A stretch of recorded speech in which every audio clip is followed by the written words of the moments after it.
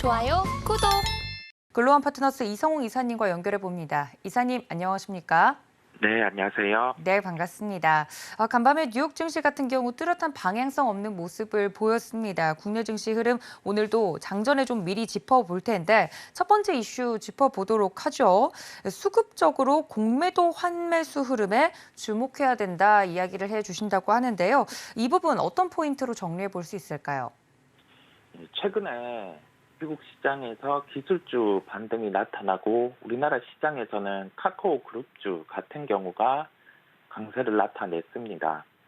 일단은 빠져있는 주가들 안에서 이게 현재 가지고 있는 가치들, 즉 이익 대비해서 시가총액이 싸냐 비싸냐를 떠나서 고점 대비해서 좀 하락폭이 깊은 종목들 쪽으로 일단은 공매도의 환매수 흐름이 나타났고요. 이게 순수하게 매수가 유입되고 했다기보다는 시장에 대해서 반등을 감안을 하고 그다음에 이와 연결해서 성장주군들 같은 경우가 반등이 나타나는 글로벌 환경 안에서 우리나라의 대표적인 성장주 카카오 같은 경우도 강하게 반등을 하는 점을 우리가 확인을 할 수 있었습니다. 수급적으로 공매도의 환매수 흐름이에요. 이 부분은 순수하게 이 종목들을 매수를 했다고 하기보다는 여기에서는 빠른 상승보다는 좀 바닥을 잡아 나가는 단계가 나타날 수 있다는 점에서 이러한 흐름이 나타난 것으로 보이고요.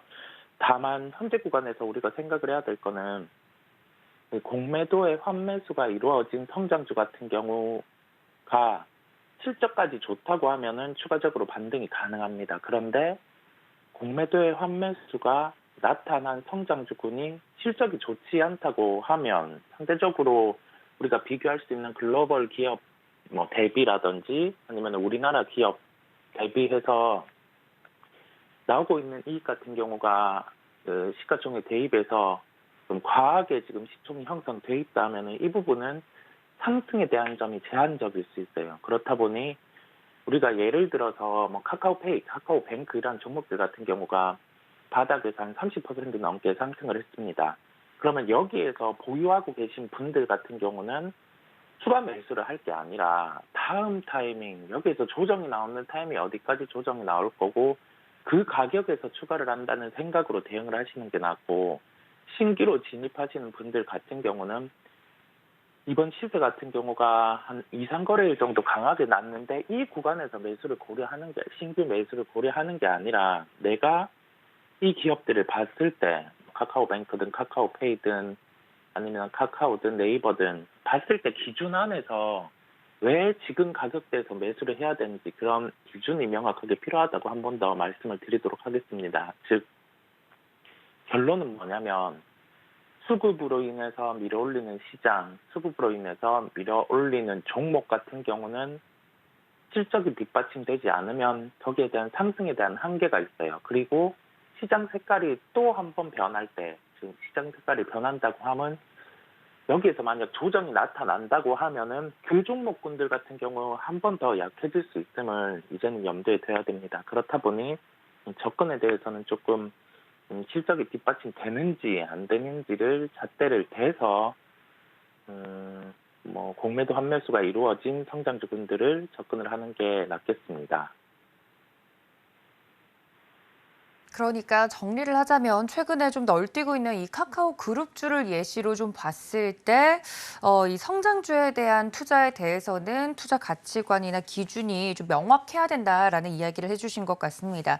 말씀해 주셨던 것처럼 카카오가 이달 들어서만 15% 정도 주가가 올랐고요. 카카오뱅크, 카카오페이도 각각 지금 현재 63% 이상, 지금 77% 이상, 카카오게임즈는 10% 이상 주가가 상승하는 모습을 보였습니다. 그 전의 흐름이 어땠는지는 말을 굳이 하지 않아도 많은 분들이 잘 알고 계시리라 생각이 드는데요.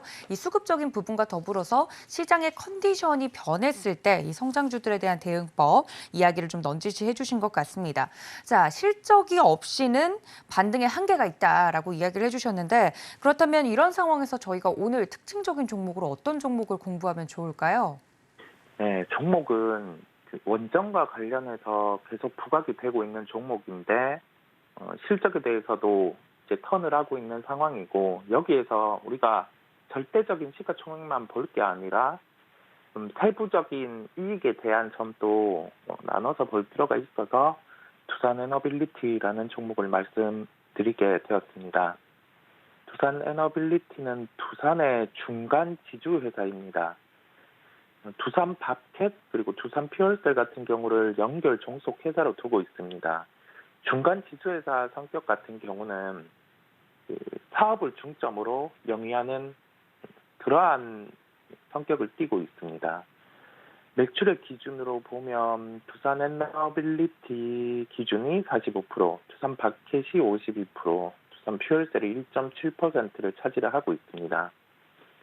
이 원전에 대해서 수주가 이루어지는 부분은 한국 수력 원자력 발전소가 발주를 하면 설계를 한정 기술에서 하고 주기기 부분을 두산 에너빌리티가 담당하고 보조기기 같은 경우를 우리가 일반적으로 알고 있는 기자재 업체들, 예를 들면 BHI라든지 이러한 기업이 그 생산을 하게 됩니다.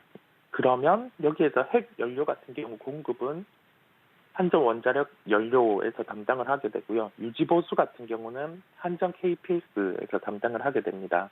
즉 국내 원전 내에서 수주가 이루어지면은 설계는 한전기술, 주기기는 두산에너빌리티 이쪽이 다 맡아서 한다고 보시면 돼요. 그렇다 보니 우리가 그 원전과 관련된 수주가 나온다고 하면은 그 한수원 중심의 수주가 나오면 한전기술이 가장 주가가 강하고 두산에너빌리티 같은 경우도 강한 점을 우리가 이러한 점에서 알 수가 있습니다. 그 해외에서 우리나라 원전 같은 경우를 또 의뢰를 해서 만약에 수주를 한다고 하면은 한수원 중심이라고 하면은 이 메커니즘과 동일하게 수주가 이루어지기 때문에 이 점에 대해서는 주목할 필요가 있겠고요. 우리가 해외 관점으로 놓고 본다면 이 주기기 제작사가 상당히 많이 줄어들었어요. 왜냐하면 그 M&A가 한창 이루어지던 1980년대 그 이후 같은 경우에 생산이 가능한 국가 같은 경우가 좀 이렇게 늘어나 있었는데 좀 기술에 대한 차별화가 이루어지면서 지금은 우리나라 포함해서 6개 국가로 축소가 되어 있는 상황입니다. 그렇다 보니 두산에너빌리티 기준으로는 가장 중요한 거 원전의 수주 같은 경우가 이제 연속되는 게 필요하겠고요. 추가로 해상 풍력이라든지 가스터빈 이 부분에 대해서 에너지 사업의 핵심이 되는 기술력을 보유를 하고 있기 때문에 우리가 좀 관심을 가지고 살펴봐야 되는 그런 사업 구조를 갖추고 있음을 말씀을 드립니다. 여기에서 고민이 되는 점 같은 경우는 우리가 단적으로 바라봤을 때 지금 시가총액 같은 경우가 좀 많이 올라와 있다라는 생각이 들 수가 있어요. 두산에너빌리티 기준으로 봤을 때 지금의 시가총액 같은 경우가 수치로만 보면 지금 한 10조 7,800억 원 정도 돼요. 10조 7,800억 원 정도 되는데 연간으로 봤을 때 영업이익 같은 경우는 1조 정도 내년에 예상이 되고 있습니다. 자, 1조 정도의 영업이익이 나오는 기업 같은 경우가 시가총액이 11조 정도 10조 정도, 현재 10조 7천억 원 정도라고 하면은 실적이 이제 안 나오는 상황도 아니고 내년에 영업이익을 보여주는 단계에서 이익 대비해서 시가총액 같은 경우도 비싸지 않은 구간에 이제 돌입을 하게 되는 거예요. 그렇다 보니 우리의 인식 같은 경우가 두산그룹, 두산에너빌리티 같은 경우는 부채 비율이 높으니까 절대 시총으로 보더라도 10조 정도, 11조 이 정도면 비싸지 않냐라고 생각은 하는데 우리가 이익을 대입해 보면 그렇지 않다는 말이거든요. 그렇다 보니 지금은 수주가 뒷받침된다고 하면은 주가 같은 경우는 한 단계 더 강하게 레벨업이 될 수 있기 때문에 두산에너빌리티 같은 경우는 관심을 가져야 된다는 결론입니다. 가격 접근은 15,800원대 접근 가능하다는 결론입니다.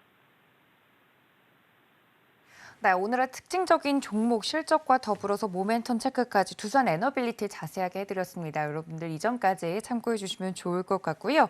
다음 이슈 바로 넘어가 보도록 하겠습니다. 주요 업종 흐름으로 체크하는 국내 시장에 대한 흐름 이야기를 해주신다고요?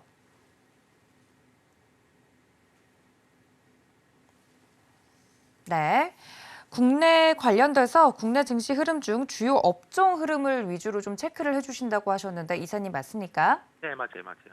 네, 주요 업종 같은 경우 업종별로 너무 차별화가 되다 보니 우리가 시장에서 최근 좀 혼조세가 나타나실 것 같습니다. 대형 IT 같은 경우는 전거래일 조정세가 일부 나타났어요. 이게 추세의 변화로 IT가 다시 꺾인다는 게 아니라 시장 대비해서 한 2배 정도의 조정이 어제 나타나는 모습이었습니다. 그러면 오늘의 빠른 그 되돌림이 없으면 추가적으로 조정도 가능해요. 그 점을 우리가 열어두고 시장 대비 강했던 IT가 첫 번째 조정이 이렇게 나왔으니까 매수에 대입해야 되겠다. 그런 시각은 아니라는 점을 말씀을 드릴 수 있겠습니다. 여기에 연결해서 지금 2차 전지 업종 내의 차별화도 시작됐어요. 어제 포스코 케미칼은 강한 반면에 다른 종목들은 또 약한 모습을 통해서 우리가 알 수 있었고 3분기 실적 발표 업종 같은 경우 주목을 할 필요가 있겠습니다. 지금 실적 발표를 이제 막 한 업종 같은 경우를 체크해서 시장 예상치 대비 잘 나왔는지